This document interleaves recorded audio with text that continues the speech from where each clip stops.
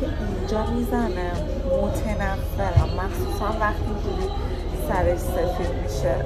خیلی درگیرم باش، بعد انقدر درد میکنه، خیلی درد میکنه. ما صبحونمون رو بخوریم میخوایم بریم خرید کنیم، چون امشب مامان بابا میان خونمون، قراره شام درست کنم و بریم خرید کنیم دیگه. اول اومدیم یه صبحونه بخوریم، انرژی بگیریم، بعد بریم واسه خرید.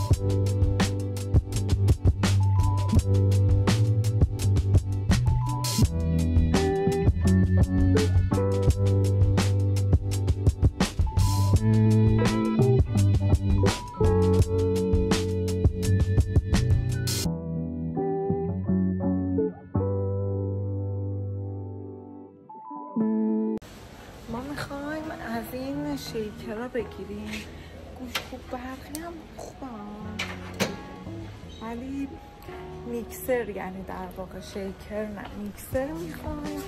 حالا اومدیم فروشگاه ببینیم چیزی پیدا میکنیم. میگم اینا هم جوابه. چنده؟ 1,600.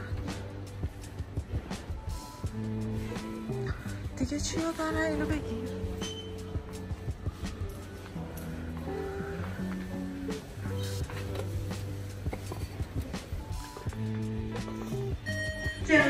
قربانی لطفاً در گروه فرست. قربانی هستی؟ بله اینجا هم برق رفت. ما خریدامونو کردیم، فقط بریم کاهو و کلا وسیله های سالاد بگیریم بریم خونه. ما فرنچ پرس میخواستیم با دستمو کجا گذاشتم واسه جوشه. فرنچ پرس میخواستیم و از این مخلوط کنم میکسرها کوچیکا که توش همه چی درست میکنن، دم دستیه. ولی خب هیچ کدومو پیدا نکردیم، یعنی اون چیزی که میخواستیم پیدا نکردیم، فقط خریدای خونه انجام دادیم. الان هم میخوایم وسیله سالاد و اینا بگیریم که گفتم دیگه. همین اینجوری هم خوبه ها. شبیه چی هم؟ هندیایی حسنی آدمکی. هر موقع با ماشین میایم توی این آسانسور پارکینگ من یه کوچولو استرس میگیرم. تو همچین حسی نداری؟ اصلا عادت داری همیشه با توی پارکینگ با ماشین میری؟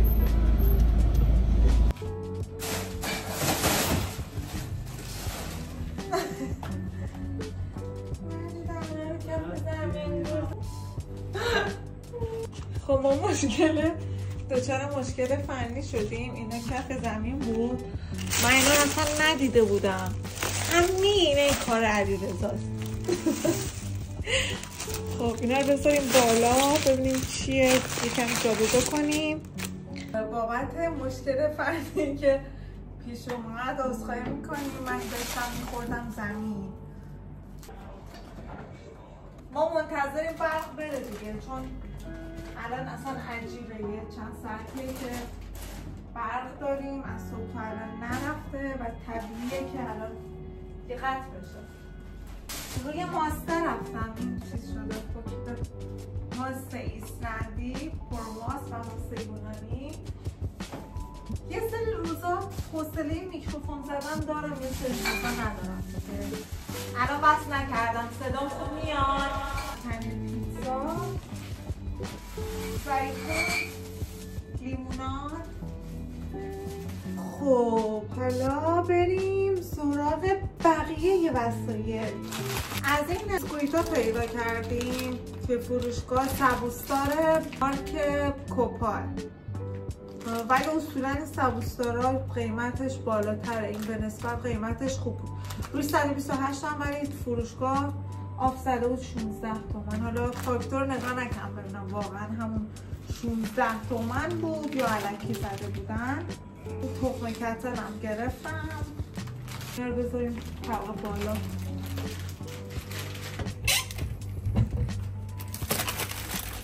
به علیرضا گفتم رفته 2 تا پتوس خریده.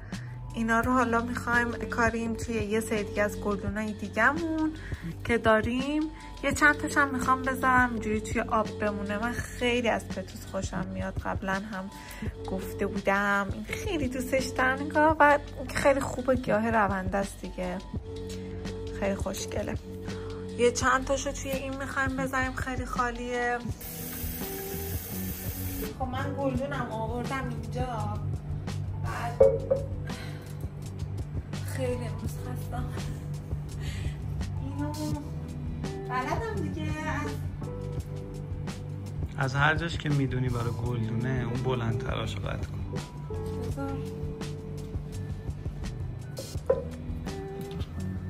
از اینجا خوبه دیگه. برو یکم عقب داره.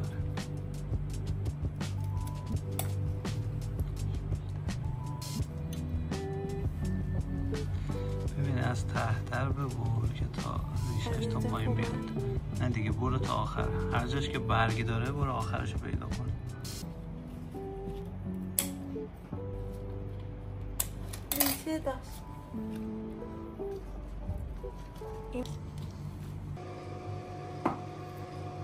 نمیدونم ولی حس میکنم الان آب ریختم توی این تا اینجا این میشکنه. به نظرم این خیلی جنس نازک داره. من قبلا داشتم یه چیزی شبیه به این که آب ریختم توش و خودش بی دلیل شکست. حس خوبی نسبت بهش ندارم، چون اگه این بشکنه و ما خونه نباشیم اینجا کفش چوبیه، تمام آب میریزه اینجا و اینجا رو خراب میکنه. برای همین شاید اینو بزنم همش توی این. نمیدونم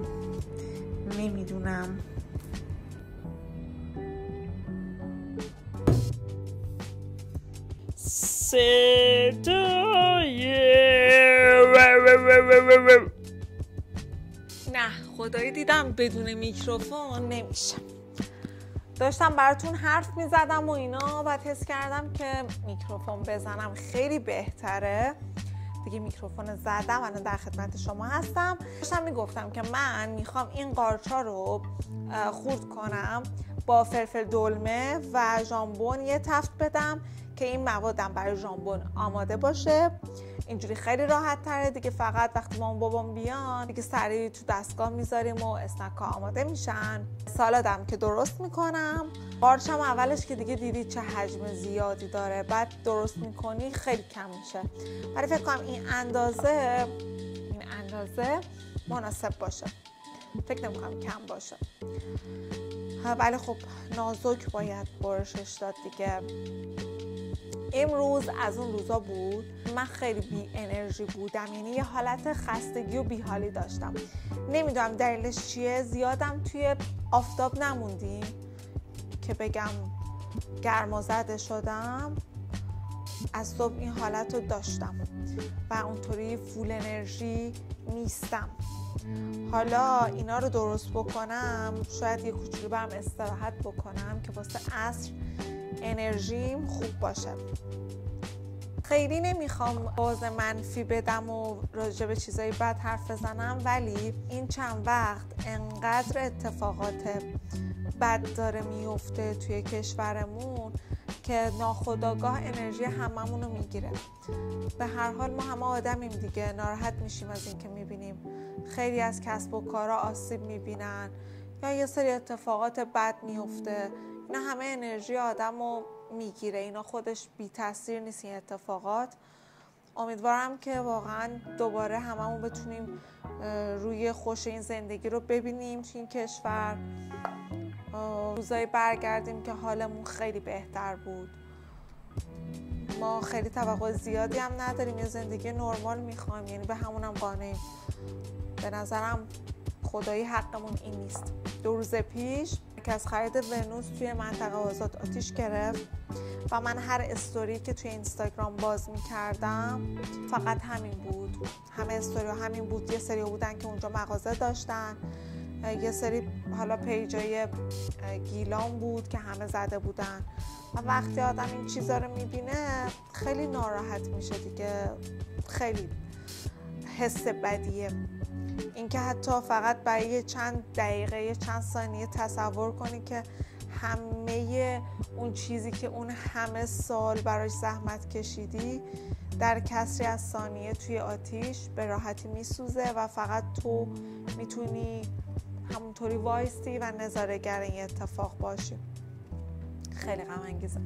ولی خب دیگه نمیخوام بیشتر از این حرفای اینطوری بزنم که انرژی بد بدم. زیادی کوتاه واسه اینکه من اینجوری پشتش بشینم، ولی خب یعنی یا باید اینجا میشستم یا تو آشپزخونه. آشپزخونم کوچیکه، ترجیح دادم اینجا زیر کولر بشینم خنک باشم. من خیلی قارچ خام دوست دارم، خیلی به نظرم طعمش باحاله.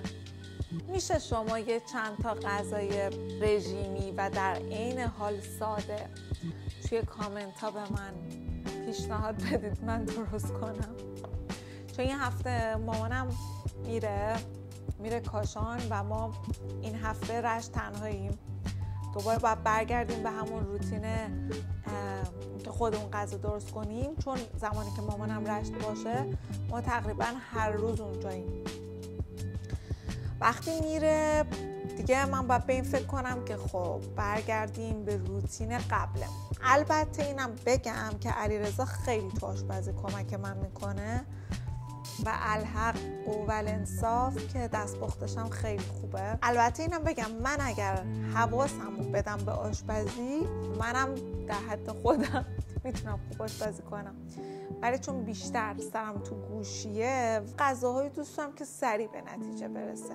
غذایی که اونجوری خیلی طول بکشه و من خیلی قرار باشه اینطوری اسیرش باشم تا حاضر بشه دوست ندارم. واسه همینم الان میگم اگر که غذای رژیمی و راحت و آسونی که سریع درست بشه رو میدونید به منم پیشنهاد بدید درست کنم. البته که از چت جی پی تی و گوگل و اینا هم خیلی سرچ میکنم، ولی حالا فعلا ایده ای ندارم. یعنی قبلا هر چی سرچ کردیم تقریبا درست کرد. من دوست ندارم خیلی حالا کاهو یا کاهو پیچ توی سالاد ریز باشه. کاهو معمولی ها رو دوست ندارم. این هفته که مامانم اینجا بود، یعنی بیشتر از 3 هفته اینجا بودن، یعنی ما دیگه حسابی نهار میخوردیم.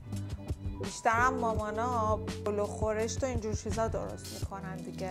یعنی حتی اگه پلو خورشتم نباشه باز یه چیزیه که اینجوری قشنگ درست حسابیه. ولی خب الان دیگه قراره که در این هفته‌ای که پیش رو داریم ما حسابی رعایت بکنیم. از الانم به علیرضا گفتم، البته اون خودش هم موافقه با این قضیه، ولی دیگه شام نمیخوردیم یا شام سبک و سالم و کم میخوردیم. تقریبا توی وعده نهار جبران میشد دیگه، که نسبت به قبل خیلی بیشتر داریم رعایت میکنیم و این کم کردن سایز و وزن رو قشنگ توی خودمون داریم حس میکنیم. بدبختی میدید چیه؟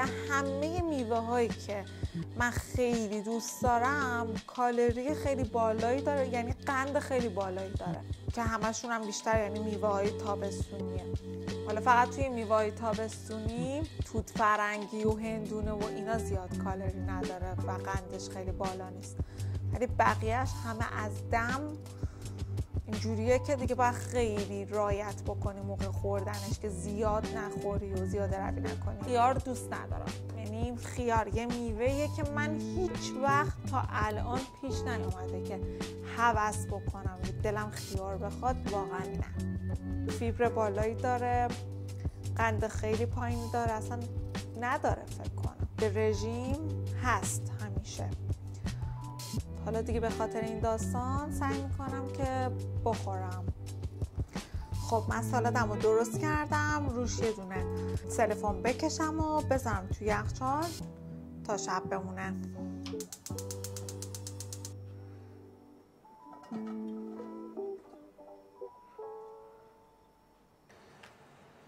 حالا ژامبونا رو که خورد کردیم اونا رو هم تفتش میدیم تو فریزر. فلفل دلمه و این چیزا رو نگه میدارم، خیلی خوبه، همیشه به کارم میاد. الانم مطمئنم که دارم. بله این فکر کنم کافی باشه. بادمجونم یادمون رفت بخریم، من فکر کنم خوب باشه.